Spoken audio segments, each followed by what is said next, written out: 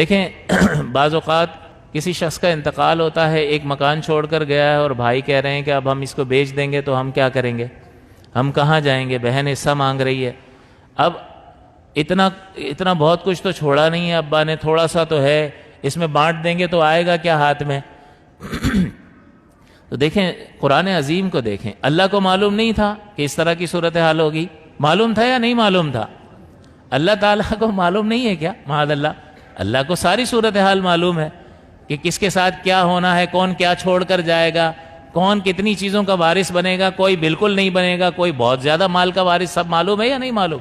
اس کے باوجود اللہ تعالیٰ نے دیکھیں کیا ارشاد فرمایا، لِلرِّجَالِ نَصِیبٌ مِّمَّا تَرَکَ الْوَالِدَانِ وَالْأَقْرَبُونَ، کہ مردوں کے لیے حصہ ہے اس مال میں سے جو چھوڑا ہو والدین نے یا قریبی رشتہ داروں نے، وَلِلنِّسَاءِ نَصِیبٌ مِّمَّا تَرَکَ الْوَالِدَانِ وَالْأَقْرَبُونَ، اور عورتوں کے لیے حصہ ہے اس میں سے جو چھوڑا ہو والدین نے اور قریبی رشتہ داروں نے۔ جملہ بالکل سیم ہے، لِلرِّجَالِ نَصِیبٌ، مردوں کے لیے حصہ ہے، اور آگے فرمایا وَلِلنِّسَاءِ نَصِیبٌ، اور عورتوں کے لیے حصہ ہے۔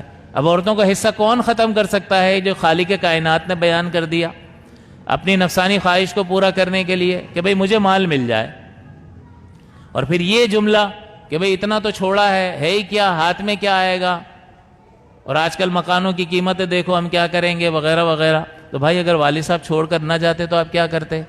اور آپ کس بنیاد پر حصہ لے رہے ہیں؟ اس لیے کہ آپ کے والد تھے، آپ کی والدہ تھی، تو وہ جو بہن مانگ رہی ہے وہ کس بنیاد پر مانگ رہی ہے؟ ان کے بھی والد تھے، ان کی بھی والدہ تھی، اور اللہ تعالیٰ نے دونوں کا حصہ مقرر فرمایا۔ اور یہ بات کہ چھوڑا کیا ہے، اس میں سے کیا بچے گا، تو بھائی سب اس کو دے دو نا، آپ نے ہی رکھ لینا ہے۔ وہ بھی یہ کہے چھوڑا کیا ہے، میرے حصے میں کیا آ رہا ہے، سب مجھے ادھر دے دو، تو اس کی لاجک سمجھ میں نہیں آتی ہے۔ اللہ تعالیٰ نے اس مسئلے کو بھی حل فرما دیا، آیت کے اگلے حصے میں فرمایا کہ مما قل منہ او کثر، کہ وہ چھوڑا ہوا مال قل منہ تھوڑا ہو، او کثر یا بہت زیادہ ہو، للرجال نصیب مردوں کے لیے اس میں حصہ ہے، وللنساء نصیب اور عورتوں کے لیے بھی حصہ ہے، چھوڑا ہوا مال قلیل ہو یا کثیر ہو۔ اور آگے بڑی زبردست بات فرمائی، نصیبا مفروضا، یہ حصہ ہے مقرر کیا ہوا۔ کس نے مقرر کیا ہے؟ اللہ تعالیٰ نے۔ تو اب کسی کی جرت ہے کہ اس کو تبدیل کر سکے؟ تو یہ چند ٹکوں کے لالچ میں یہ انسان اندھا ہو جاتا ہے اور اعتراض کرتا ہے۔ تو جس طرح سے تم اگر اولاد ہونے کی حیثیت سے یہ چیزیں لے رہے ہو تو وہ بھی اولاد ہے، پھر سب اس کو دے دو نا، تو وہاں بولتی بند ہو جاتی ہے۔ قرآن عظیم کو سامنے رکھو نا، قرآن کیا حکم دے رہا ہے۔ اگر انصاف کی بنیاد پر یہ تقسیم کرو گے اللہ تعالیٰ برکت ڈالے گا اس میں،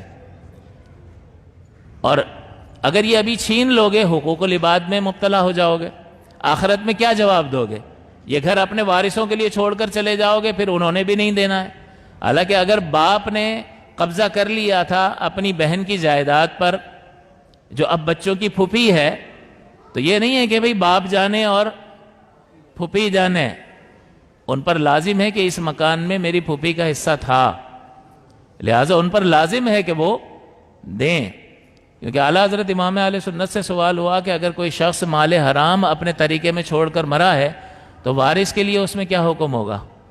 تو آپ نے فرمایا کہ اگر یہ معلوم ہے کہ اتنی مقدار فلاں شخص سے بطور سود لی تھی، حرام ذریعے سے حاصل کی تھی، تو مقدار بھی معلوم ہے اور وہ بندہ بھی معلوم ہے، تو اس کو واپس کرنا واجب ہے۔ تو اب یہاں پر تو معلوم ہے نا کہ اس میں مکان میں پھوپھی کا حصہ تھا اور ابا نے دیا نہیں تھا، تو مقدار معلوم ہے اور بندہ بھی معلوم ہے کہ کس کا حصہ ہے، تو مقدار بھی معلوم ہے اور فرد بھی معلوم ہے، لہذا اس کو دینا واجب ہے۔ تو ایسا نہیں ہے کہ ابا کر کے چلا گیا تو یہ پیچھے بری الذمہ ہو جائیں گے، نہیں، اگر یہ نہیں دیں گے تو یہ بھی اس جرم میں برابر کے شریک ہوں گے۔ لیکن غور کرنا چاہیے، یہ جو باپ کر کے چلا گیا ہے، قبر میں اتر گیا ہے، اس کا انجام کیا ہوگا؟ یہ تو پیچھے دیں گے یا نہیں دیں گے یہ تو ان کے اوپر ہے، یہ خود مجرم ہوں گے اور جب یہ مریں گے تو ان کو پتہ چلے گا۔ لیکن جو کر کے چلا گیا اس کا انجام کیا ہوگا؟ اگر اللہ تعالیٰ نے گرفت فرمائی، حقوق العباد کا مسئلہ بڑا سخت ہے، جب تک وہ صاحب حق معاف نہیں کرے گا تب تک معاف نہیں ہوگا. تو بڑی سنگین بات ہے. اللہ تعالیٰ اپنے قصور تو معاف فرما دیتا ہے جو اس کے حق میں بندے نے کوتاہی کی ہوتی ہے، لیکن بندے کا حق اسی نے خود مقدم رکھا ہے کہ جب تک یہ معاف نہیں کرے گا میں نہیں کروں گا.